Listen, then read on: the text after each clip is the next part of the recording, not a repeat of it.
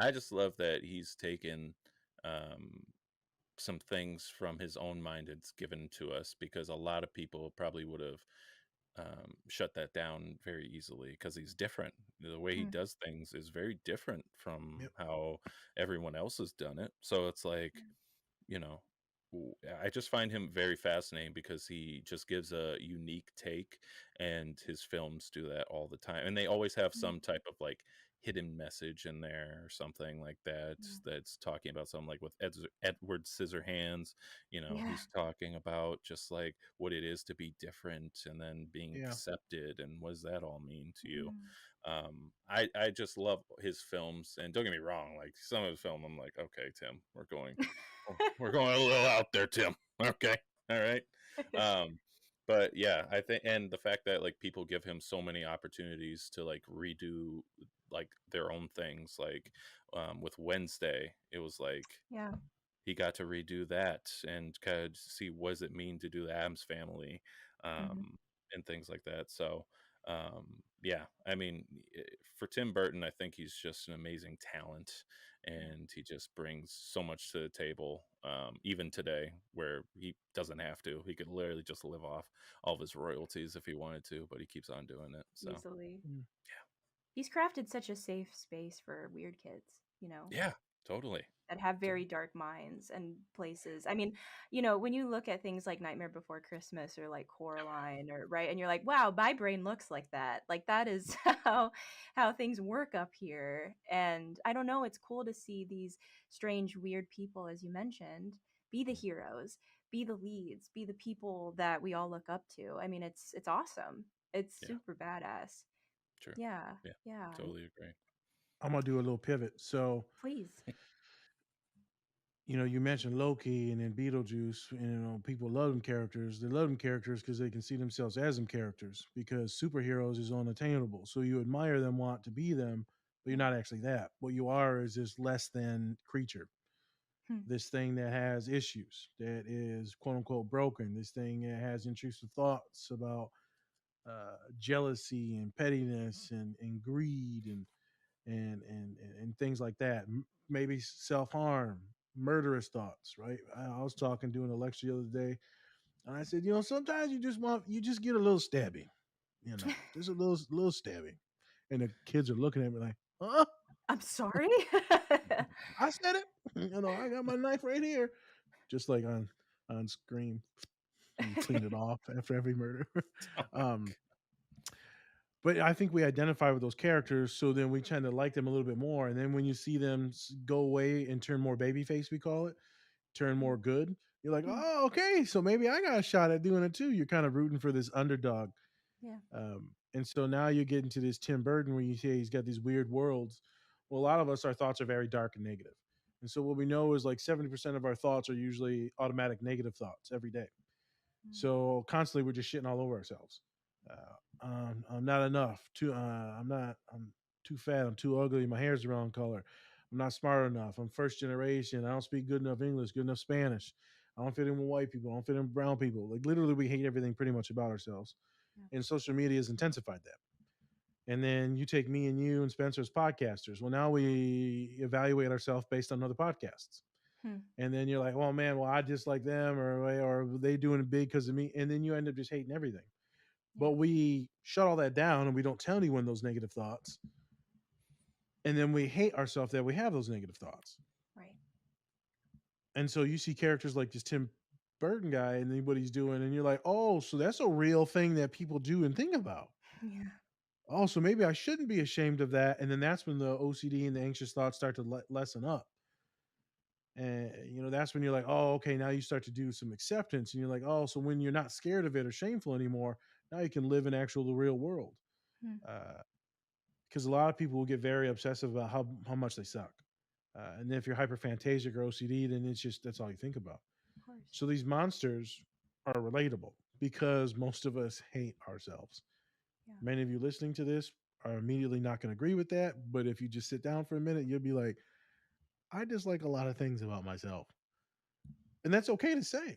Hmm. It's okay, it's okay to dislike things about yourself. Doesn't mean that you have to hate yourself. You dislike maybe a couple bits, but you don't have to hate the whole thing. So Yeah. I just wanted to pivot and say that. Then obviously people love Loki at the end there, Spence, because that one scene where he just wants friends. Yeah. The scene that me and you did on the pod where he's at the bar. I Yeah. just want my friends back. Yeah, I know. Softy.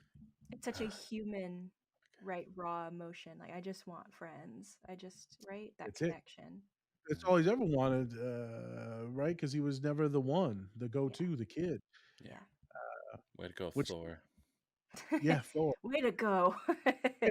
To the blonde hair, blue eyes. You know, they ruined Oh, everything. they always pick the blonde hair, blue eyed, muscly ones every time. Every time. No, that's a great point, Naz. I'm glad you mentioned that.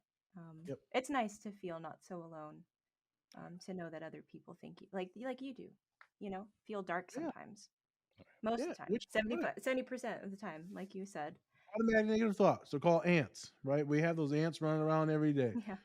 When I'm talking to clients, I remember I am not the best person. I told you in the Instagram today, I'm like, I'm a shit.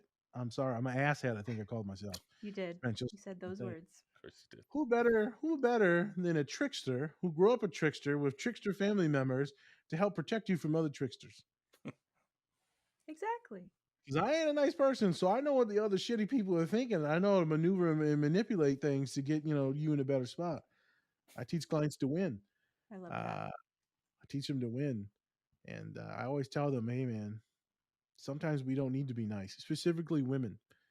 Always being nice, always being passive, always allowing people to do things, always overextending themselves, never setting boundaries." I'm like, let's see you mad. And they're like, well, I don't ever get mad.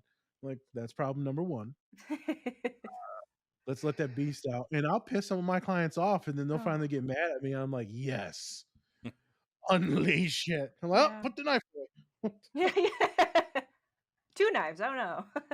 Oh, dude, Jesus. Yeah. She just pulls out like 5 of them or 6 of them. What's that one guy's name? General Grievous? General Grievous. Yeah, it is from Star Wars. Yeah. Yeah. Goddamn, girl. 8 hands. So many lightsabers.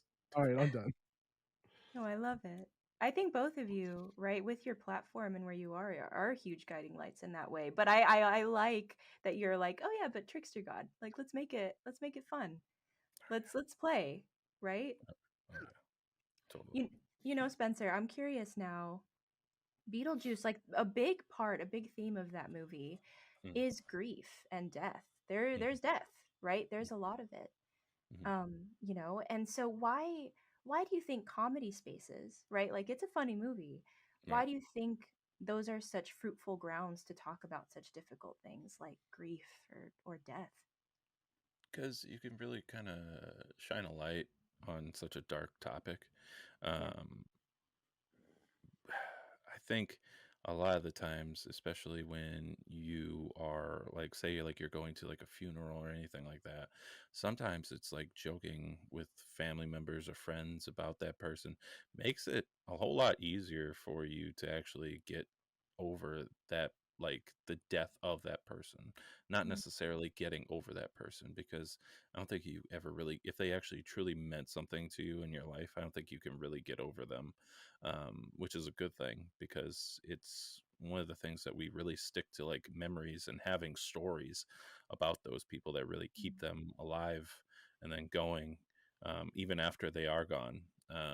And mm, so comedy is a huge part of that because we can actually, I don't know, we can really talk about them in a light that's going to make other people enjoy them as well.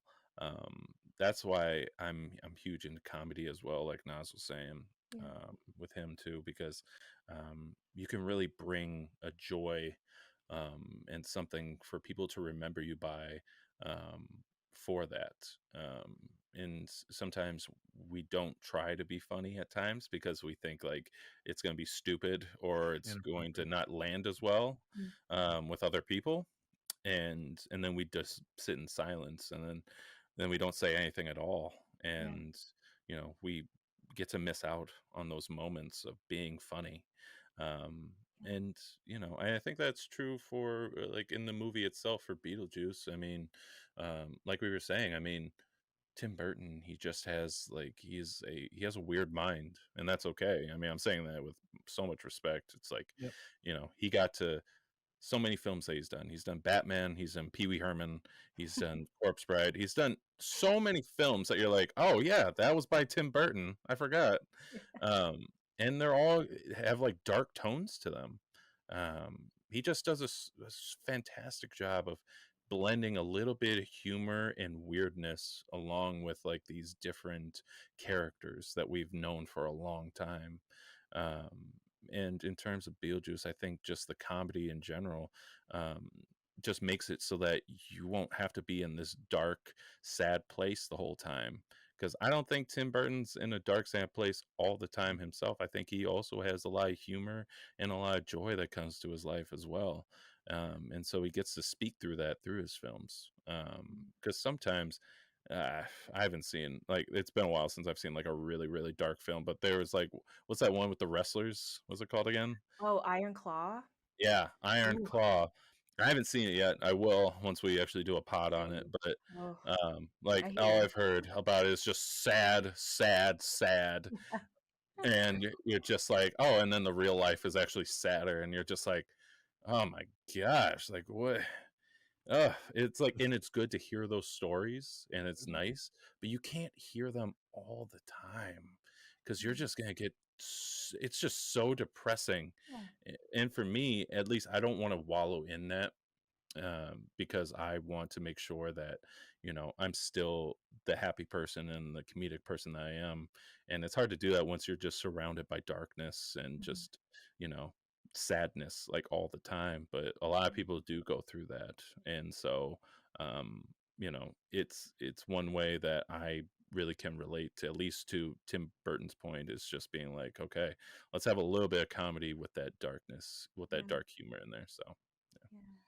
The world is already super sad and yeah. actually very depressing. And as I tell many of my clients, the world quite actually sucks.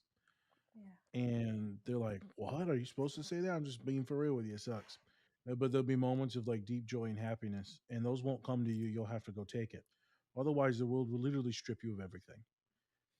It was an interesting conversation I had with a client the other day. I got this email while talking to her, and I was like, we're going to pivot. We're going to focus on some few things. And then we did, and I could see her getting teary eyed because she was getting scared from what I was Mm, saying. She knows it was true because the world has been very dark for her. sure. So me and Spence like comedy because it brings us joy, this happiness. And as we know, with a lot of folks that are neurodivergent, specifically autistic, we get shut down pretty quickly. As soon as someone doesn't laugh at us, that social exclusion, that social anxiety, we're like, oh, I guess I just won't say anything, and you'll just see people go mute. Sure. Like my best friend Colin, I didn't know this until he came on the podcast. He doesn't talk much because he got bullied so much when he was younger because of his Mm, speech impediment issues. I was like, fuck. So that I need to shut up and let you talk. Um, so right, people get shut down, and this happens more subtly to women, where boys can usually act a little bit more. We get more leeway, uh, and so we pivot and look at comedy as something joyful. Me and Spence like to talk a lot of shit, which can get us put on like canceled and inappropriate, mm, unprofessional, stupid. What did someone call us on the podcast? I mean, God bless them and their comment on us, but they're like, you two are gross and you two mm. like just raunchy boys, and this was uninformational. Hey, thanks for watching this video. Check out the full episode on our channel and anywhere you find podcasts. Also, remember to like and subscribe. Whoop whoop!